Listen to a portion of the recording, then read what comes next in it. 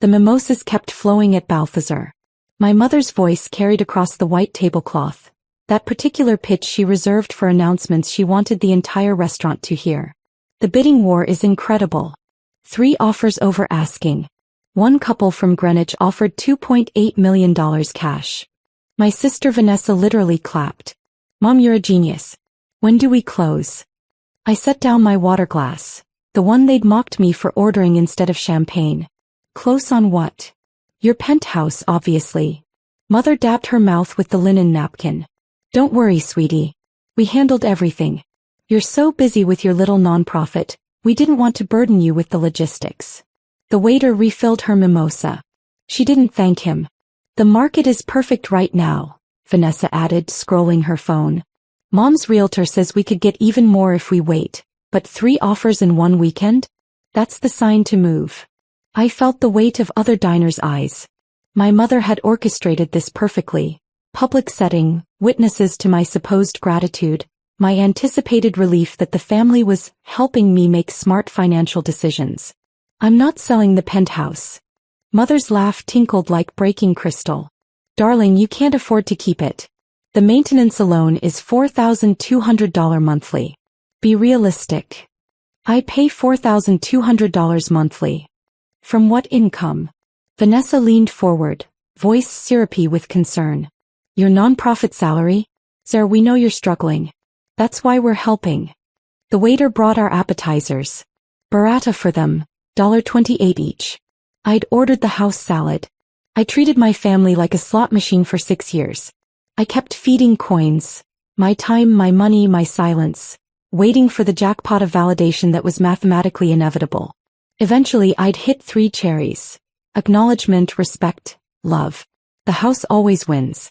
I just never realized I was the house they were betting against. That night I couldn't sleep. The penthouse felt different, like someone had already erased me from it. I stood at the floor-to-ceiling windows overlooking the city, watching lights blink in distant buildings. Each one a person who probably wasn't Googling how to report real estate fraud family at 2 a.m. But I was. The origin moment came 3 years earlier. Specific, sensory, permanent. I'd rushed to Mother's birthday dinner straight from the youth center. Paint on my jeans from the mural project, hair escaping its bun. I'd spent the afternoon with Marco, a 16-year-old whose mom was in rehab, helping him finish his college essay. I arrived 12 minutes late. Mother's voice cut through the private dining room, and here she is. Our struggling artist. The table laughed. 8 family members, various partners, everyone dressed in that quiet money way that costs thousands to look effortless. I'd handed her the gift. A first edition book she'd mentioned wanting, $340 I'd saved for 2 months. She opened it, smiled tightly. How thoughtful. Then Vanessa presented hers. A weekend at Canyon Ranch. Mother spent 40 minutes describing the spa treatments, the hiking trails, the organic cuisine. My book sat unopened by her wine glass. That night, walking home, the October air bit sharp and cold against my face. I stopped on the bridge, looked at the river below, dark and certain. And I decided, I would stop subsidizing my own diminishment. Sunday morning my phone exploded. Mother, the buyers are getting impatient. Sign the papers today. Vanessa. Mom forwarded the contracts. I'll bring them to your place at 2. Dad, your mother knows real estate. Trust her judgment. I made coffee slowly, deliberately. The machine's hiss filled my kitchen. The kitchen Mother had called cute when she'd visited once in 4 years. At 9:47 a.m. my phone rang. Unknown number. Miss Chin? This is Richard Castellano, Corporate Counsel for Azure Tower Residential. My building's legal team. I gripped the counter. I'm calling because our security system flagged unusual activity. Someone accessed the building's management office yesterday using what appeared to be your credentials. They submitted a listing agreement and multiple showing authorizations. I didn't authorize any listings. Pause. Papers rustling. The signature on these documents. Would you say it resembles your signature? I'd need to see them. Can you come to my office today? We have security footage I think you should review. Richard Castellano's office occupied the 42nd floor, building management, separate from residential units. Floor-to-ceiling windows, law degree from Columbia, family photos showing 2 kids in soccer uniforms. He opened his laptop, angled it toward me. Security footage, timestamp. Saturday 11:23 a.m. While I was at brunch. My mother, Vanessa, and a woman in a blazer with a real estate company lanyard entered the management office. The weekend manager, young, new, clearly nervous, handed them papers. Mother signed something with a flourish. They took photos of files. The realtor photographed my penthouse keys from the master lockbox. "We keep that lockbox for emergencies only," Richard said quietly. "Fire, flood, death. Your mother told our weekend manager you'd authorized her to list the property due to financial hardship." He pulled out a folder. Inside, a listing agreement with my forged signature showing authorizations and 3 purchase offers. All notarized. All fraudulent. "The notary stamp is fake too," Richard continued. "I verified with the state database. This seal number doesn't exist." My hands didn't shake. I felt oddly calm, the way you feel when chaos finally confirms your sanity. "What happens now?" "That depends on what you want to happen. This is real estate fraud, forgery, potentially identity theft. The building has insurance implications. If this sale had proceeded, we'd have liability issues. I've already contacted the NYPD Real Estate Fraud Unit." "Already?" "Ms. Chen, I've been corporate counsel here for 11 years. You're the woman who anonymously funded our doorman's daughter's cancer treatment. You paid for our head of maintenance to attend his father's funeral in the Philippines. You think I don't know who you are?" The beneficiary always carries more weight than the authority. He wasn't just a lawyer.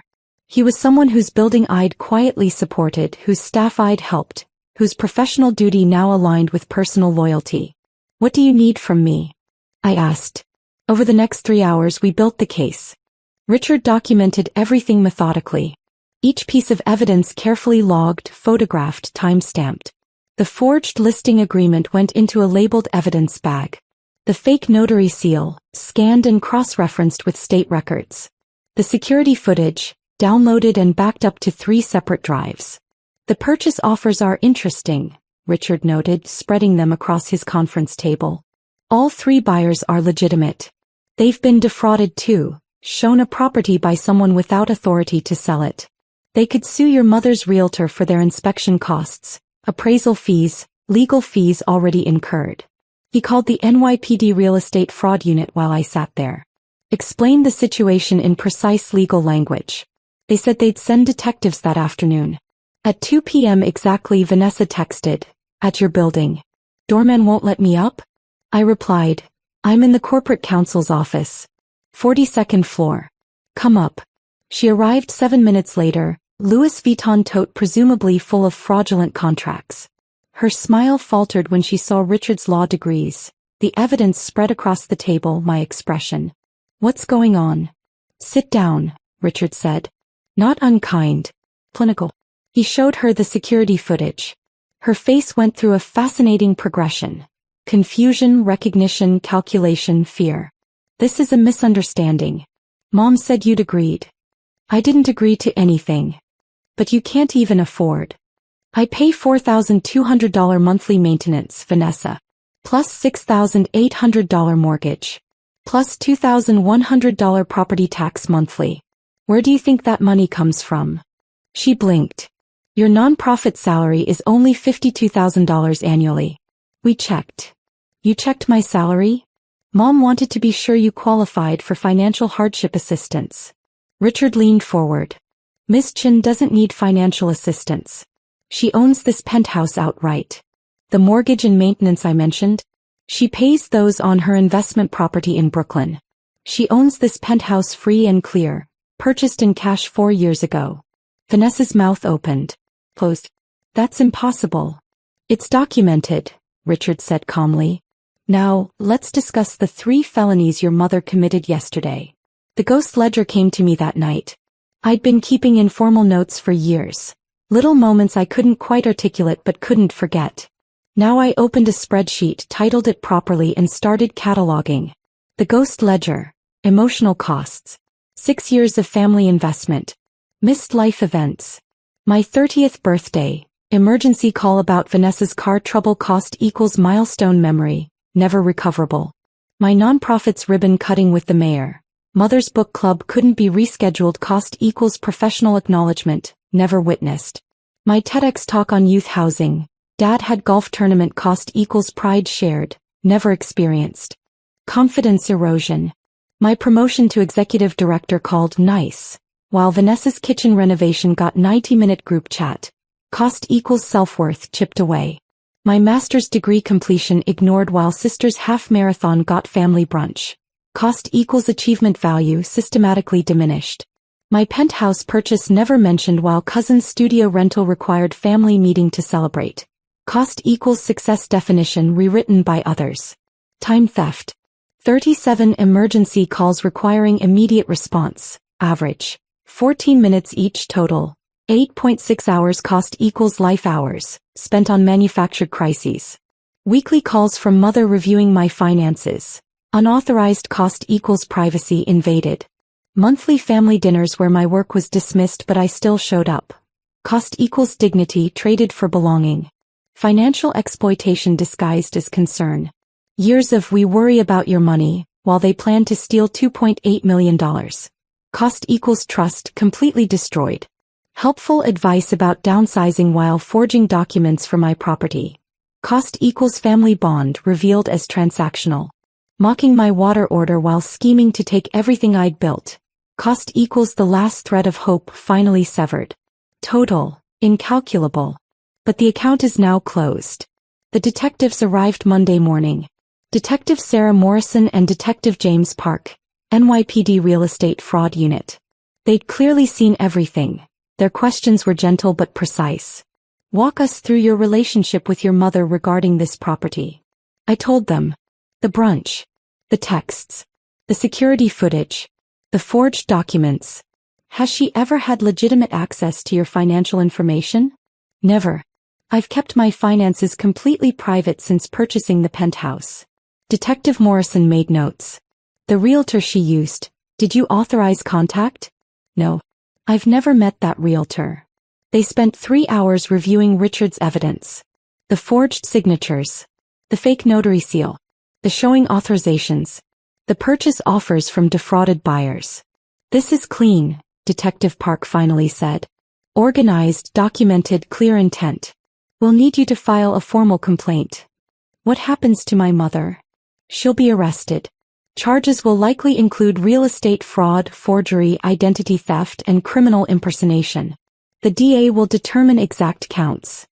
My phone rang. Mother. I declined. It rang again. I declined. Text. We need to talk about the contracts. Don't be dramatic. Detective Morrison looked at me.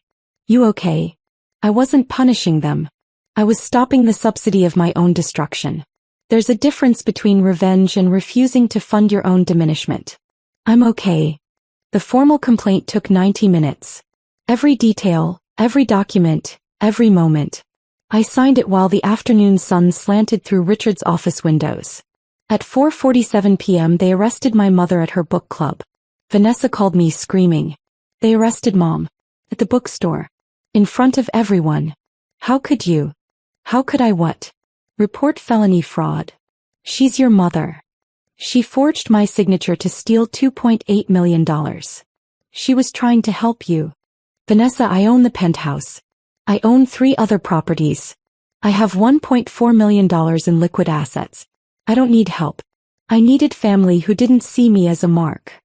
Silence. Then, you've been lying to us? I've been private. There's a difference. She hung up. The consequences cascaded exactly as predicted. Immediate, 24 to 48 hours.